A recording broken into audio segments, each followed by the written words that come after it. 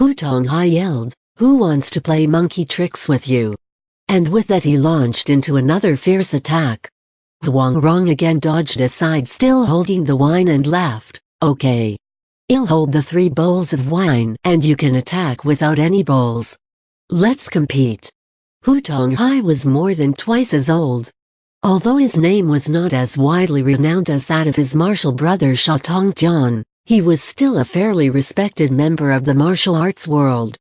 To receive such a taunt in front of his peers was enough to drive him even angrier. Without a further though, he grabbed up 3 bowls of wine, placing one on his head and the others in his hands. He crooked his left leg and sent a vicious kick towards Huang Rong with his right. Huang Rong laughed, "Well done. This shows the talents of a true hero." She then began to display her lightness Chingan Fu by moving all around the room. Hu Tonghai launched a series of kicks against her, but she was able to dodge them all. Everyone began to roar with laughter to see such a ridiculous fight. Huang Rong kept her upper body completely steady as she glided about the room, while lumbering behind her with big steps was Hu Tonghai. She began spinning as she moved, her skirt forming a circle, as she alternated between dodging and attacking, trying to use her elbows to knock over Hu Tonghai's wine cup. However, he was always able to avoid her attacks. Liang Ziwang thought to himself, "This girl's kung fu is certainly trained to a high degree, but all things considered, she is still no match for Brother Hu. However, who wins and who loses is of no concern to me." His main concern was for his treasured medicinal herbs in his storeroom, so he immediately thereupon turned and headed out the door to find this thief. The 4 medicines listed on the prescription, dragon's blood, pseudo ginseng, bear gallbladder and myrrh, are all the same ones as those the prince ordered to be brought up. These herbs are nothing special and not very expensive, so their loss is no big deal, but what does concern me is what else he may have taken whilst he was in there. Go Jing was beginning to lose consciousness as the snake squeezed tighter and tighter. From the smell and the feel of the snake's breath on his face, he knew the snake must be getting closer. He knew that once the snake was able to bite him, then he would surely be dead. Already the snake's body was brushing against his mouth. His whole body was immobile, held fast in the snake's deadly vice-like grip, or his left hand, which was desperately trying to hold back the snake, and even this was growing weaker. The only thing that he could move was his head and teeth, so he opened his mouth and bit hard into the snake's neck. The snake began to writhe and squeeze even tighter as it felt the pain from Go Jing's teeth sinking inch. Go Jing felt a gush of snake blood flow into his mouth. It tasted extremely bitter and was hard to bear.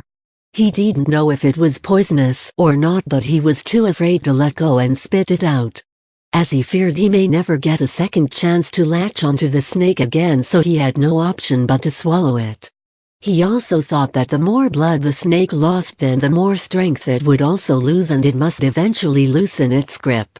So he redoubled his efforts to start sucking out the snake's blood and continue to swallow.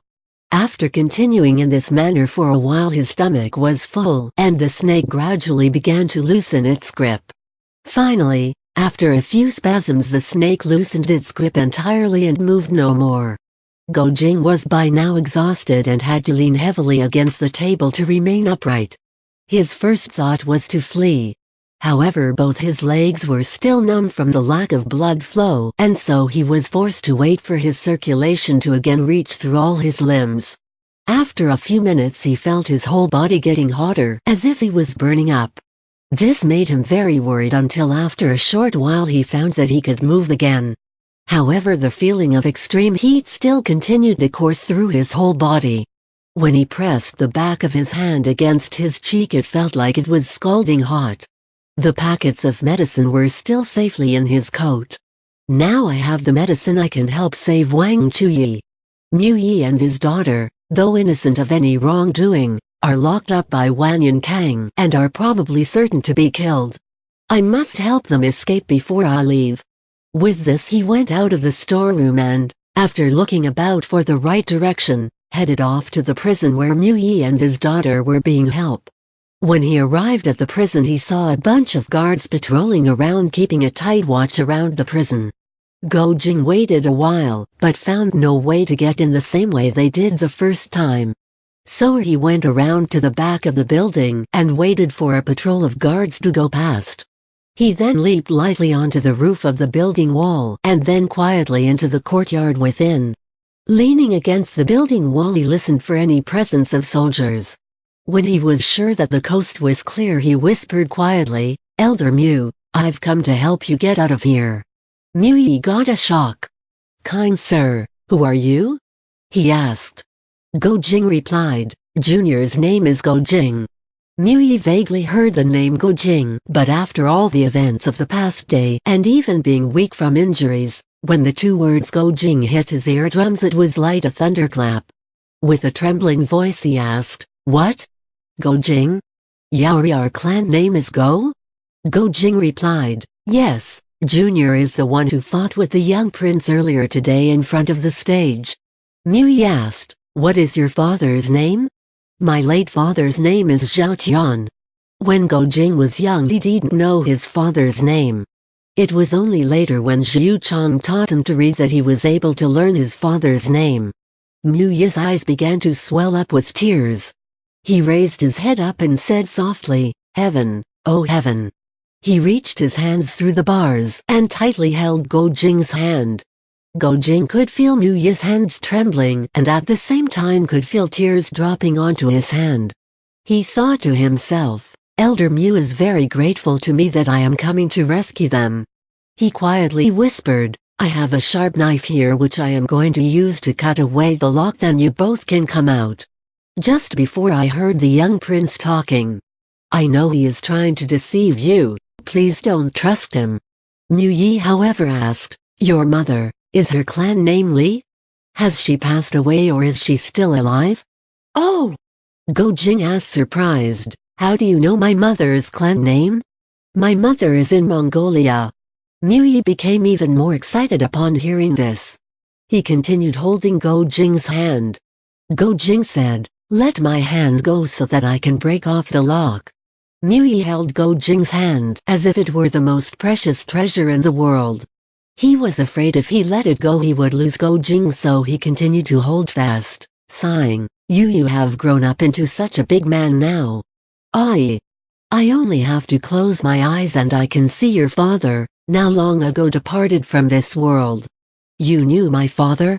"Your father was my sworn brother. We swore to help our fellow." At this point his throat became choked with emotion and he was unable to continue. When Go Jing heard this, he found his eyes become moist with tears as well. Mu Yi was in fact Zhang Taizin. During the battle with the government troops he suffered a deep wound from a spear in his back. He managed to cling onto a horse and was carried for several miles before he finally lost consciousness and fell off into a clump of bushes. The next morning when he awoke he crawled to a nearby farmer's hut where he remained for over a month recovering before he could struggle out of bed with the aid of a walking stick. The village nearby was called Lotus Pond Village and was only about 7 to 8 kilometers 4 to 5 miles from his own ox village. Luckily the farmer's family was very kind and took care of him as he slowly recovered. However, he was worried about his wife and wanted to go back and look for her in Ox Village. Since he was afraid that government troops may still be there searching for him, he waited until midnight to return to his old house and look around. When he arrived there he saw the door was ajar, which made him fear the worst had happened. He pushed the door and walked in. He looked around and saw things were very much like they were the night that they had to flee. There were some half-finished new cloths that his wife, Baoshi, had left still lying on the bed.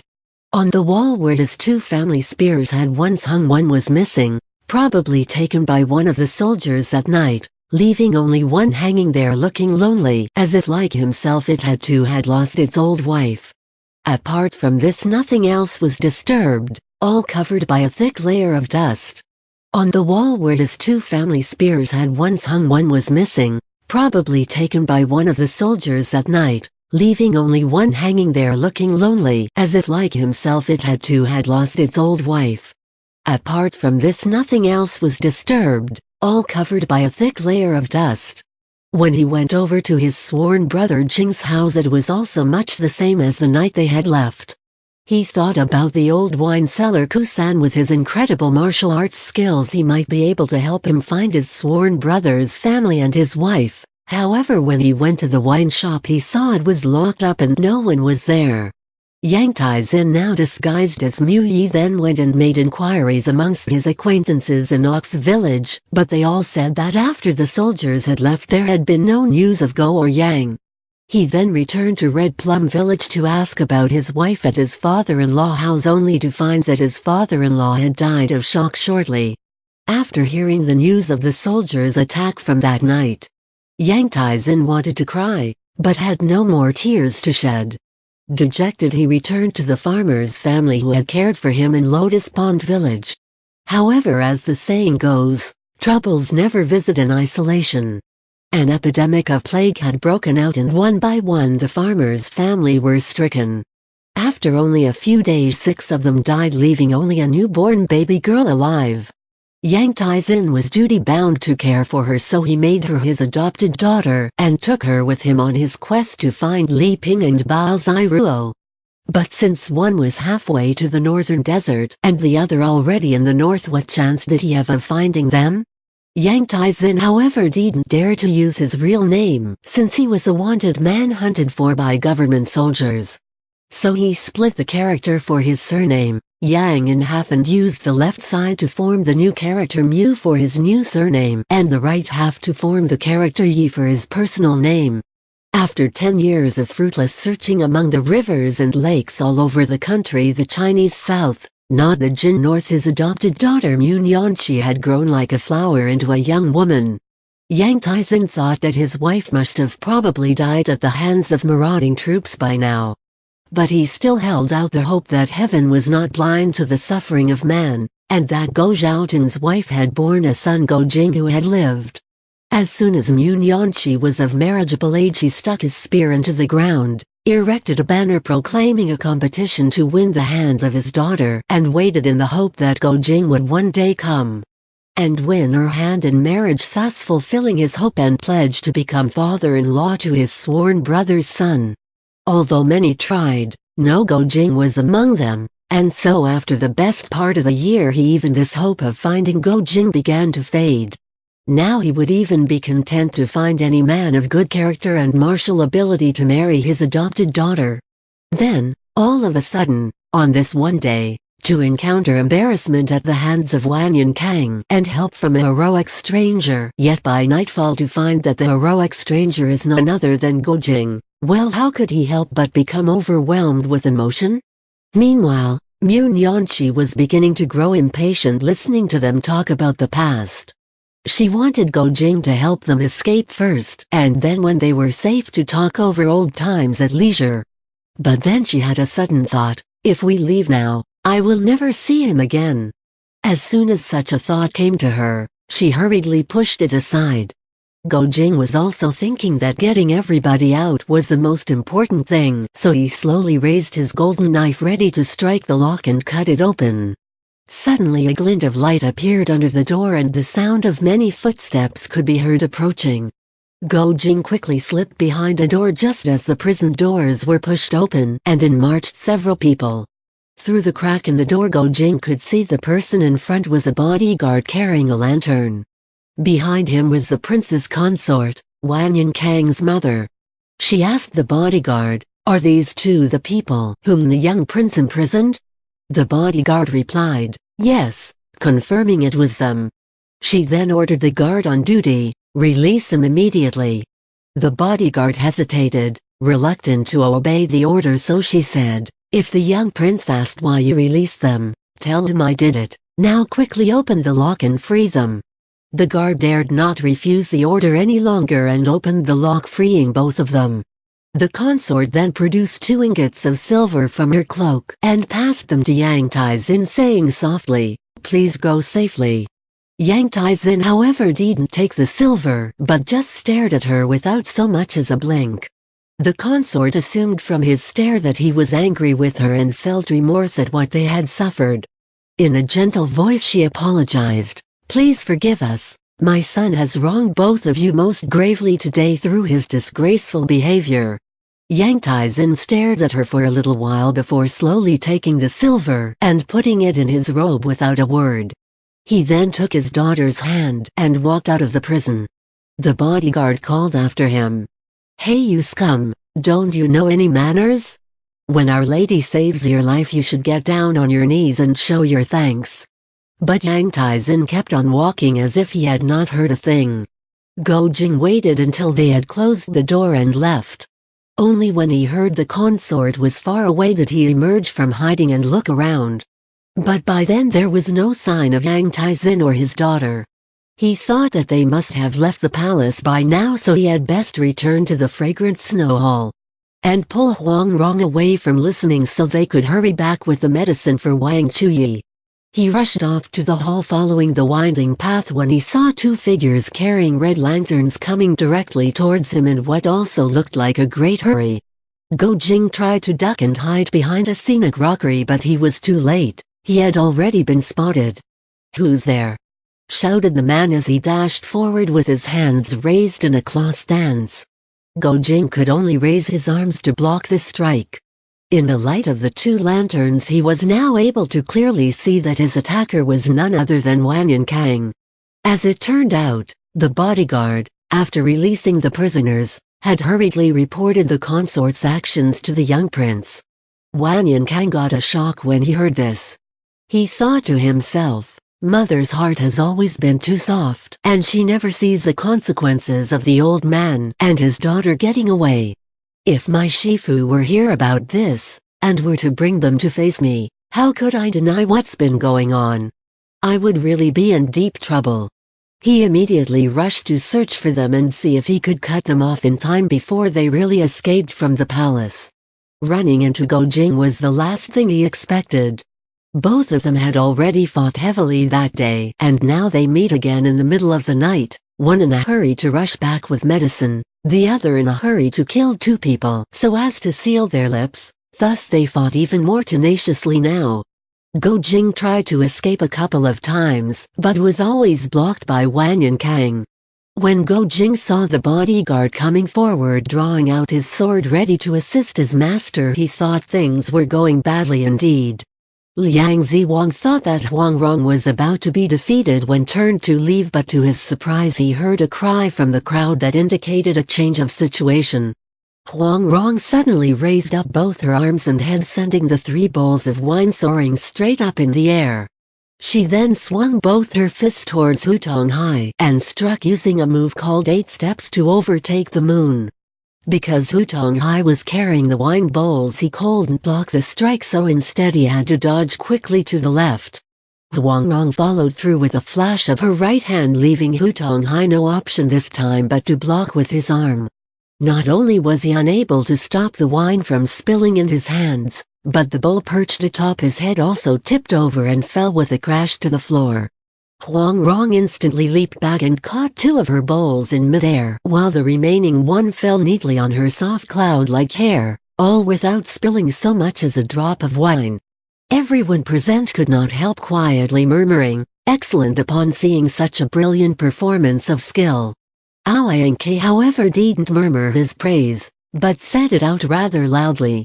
Sha Tongjian shot him an angry glare at him, but Aoyanke did not notice and again called out, "Brilliant indeed." Hu Tong's cheeks flushed red. "Try that again." Huang Rong laughed and scratched her cheek with a finger, saying, Now, aren't you ashamed?" Sha Tongjian, seeing his junior disciple's loss of face, gave a grunt. "Young girl, you are certainly full of devious tricks. Tell us, who is your master?" Huang Rong smiled sweetly. "I'll tell you tomorrow. Right now I must be on my way." Without appearing to bend a leg or take a step, Sha Tongjian suddenly appeared in the doorway, blocking Huang Rong's exit. Only just a few minutes earlier Huang Rong had already learned just how powerful Sha Tongjian's Gong Fu was when he had grabbed and locked both of her hands, and this latest change form exchange place maneuver only served to highlight just how powerful an opponent he would be. Although she felt a slight wave of worry, her face didn't betray her feelings. Instead she gave a slight frown and asked in a slightly annoyed tone, "Why are you blocking my way?" Shatongjian replied, "I want you to tell me which school you belong to and why you came barging into the palace." Huang Rong arched her pretty eyebrows and asked, "And what if I don't tell you?" Shatongjian snapped, "When the Dragon King of the demonic sect asks a question, there is no choice but to answer." Huang Rong saw that she was surrounded in the hall and there wasn't much chance of her making a run for it. She saw Liang Ziwang was about to leave and so called out to him pleading sweetly, "Uncle, this bad man is blocking my way and won't let me go home." Liang Ziwang laughed when he heard her grumbling in such a cute manner. "The Dragon King has only asked you a question, why don't you be a nice girl and answer him? I'm sure he will let you go then." Huang Rong laughed in her most charming way and replied, "But I just don't feel like answering." And then to Shatongjian, "Okay, if you don't make way, you'll just have to dash through." Shatongjian laughed coldly, "Only if you have the ability to get through." Huang Rong demanded, "You must not lay a finger on me." Shatongjian replied, "What need is there for me, the Dragon King, to move a finger in order to stop a little girl like you?" Huang Rong exclaimed, "Good, it's settled then. A gentleman cannot go back on his word. Dragon King Sha, do you see that?" She pointed with her left hand off to one side of the room. Shatongjian looked over to where she was pointing and at this point Huang Rong made a dash to get past him whilst he was distracted. She moved with blinding speed, but Shatongjian's reaction was even faster. He shot his right two fingers up and aimed towards her eyes as she moved forward. If she didn't stop she would be blinded. Luckily she was agile enough to stop in time and leap back away from the danger. She immediately tried again and again from many different angles but each time she found her way blocked no matter how quickly she moved. Finally when she found her nose almost smashing into Shatongjian's shiny bald head threatening to stain it with blood from her broken nose she gave up with a little shriek of frustration. Liang Ziwang laughed heartily, "Dragon King Sha is a master at this, there is no point in continuing. Why not just admit defeat?" He then turned off and set off at a rapid pace back to his medicine storeroom. As soon as he stepped into the room he smelled fresh blood and knew that all was not well. He looked down and saw by the glow of his torch the shriveled body of his prized red snake. All its blood had been drained and his stores of medicines were strewn about the place. Liang Ziwang's blood ran cold. -20 years of work had been destroyed in one night. He clutched the body of his dead snake and couldn't control his tears. It turned out that he killed a seriously wounded senior and from inside his sack he took a manual of martial arts secrets along with 10 or so prescriptions for the preparation of different types of medicines. Study of this book combined with use of these drugs would lead to martial arts of incredible power. Part of the preparation of the drugs required the raising of a special type of venomous snake. He searched deep in the forests and mountains to find this type of snake and fed it upon the most precious of herbs and other medicines. The snake's body was originally black, but over the years as her fed its cinnabar it gradually began to turn into a bright red. After 20 years of feeding the snake it had only just a few more days to complete its transformation when he was called to Yanjing to meet with the prince. When the snake was ready he only need drink the blood of the snake and meditate to gain the full benefit of the martial arts power which would make his Gongfu more powerful than ever. Now to see his life's work not only lost to him, but to possibly in addition have someone else benefit instead was more than he could bear. After a few moments he managed to compose himself and saw that the traces of blood on the snake had not yet congealed. He realized then that it couldn't have been very long since the snake had died, so the culprit must still be nearby. He immediately leapt up into a tall tree and looked all around for any signs of the thief. From there he saw the vicious fight between Gojing and Wanyan Kang going on in the garden. Burning with fury and anger, he leaped down and sped off towards the fight. As soon as he arrived he could already smell the pungent smell of the snake's blood coming from Gojing. Gojing was not Wanyan Kang's equal yet when it came to fighting, and from the start he was already at a disadvantage. To make matters worse, he felt his stomach burning up with an unbearable heat, as if it were full of boiling water. He was terribly thirsty and itched most terribly all over his body. This time I'm certain to die, he thought. The snake's poison is beginning to take hold. In the midst of these fearful thoughts he was being struck repeatedly by Wang Yinkang's fists, which were made even more painful by the effects of the poison. "You filthy bastard!" yelled Liang Ziwang. "Who sent you to steal my precious snake?" He couldn't imagine that some stupid kid would know about such a secret as that of the snake. He thought it must be someone else who put him up to the task. In fact, he was almost certain that it was Wang Chuyi who had sent Go Jing. When Go Jing heard this, he was furious. "That precious snake of yours attacked and poisoned me. I've got a bone to pick with you." And he leaped toward Liang Ziwang with his fists raised for attack. Liang Ziwang, however, smelt the medicine smell mingled with the snake blood and had an evil thought. "He has drunk the snake's blood. If I kill him now and drink his blood, then I may still be able to gain the beneficial effects. Who knows, maybe the drug's effects will be enhanced." As soon as he thought of this, his anger vanished and he leaped towards Go Jing to meet his attack.